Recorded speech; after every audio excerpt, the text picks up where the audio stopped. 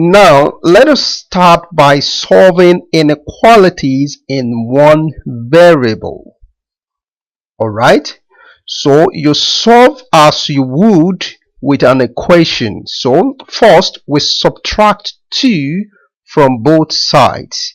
Remember the rule says whatever you do to one side you do to the other side. Okay, so on the left hand side now we have P less than the sign, the inequality sign, 96 minus 2 minus P.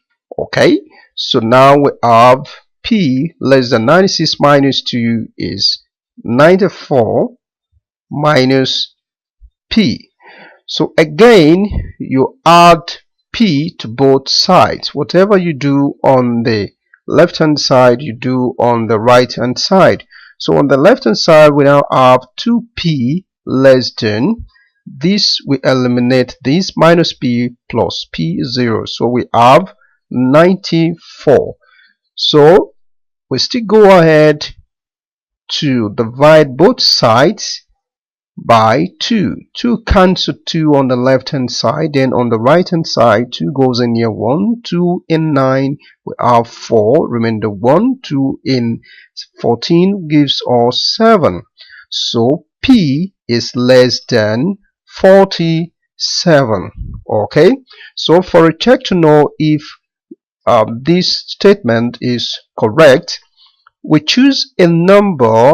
So let's choose a number less than 47. Since we say P is less than 47, you can choose any number apart from 7 coming downward. So I want to use 46 for us to check now. Okay, so we substitute 46 in the inequality, 46 for that. So 46 plus 2 less than 96 minus 46. Okay, so 46 plus 2 will give us 48.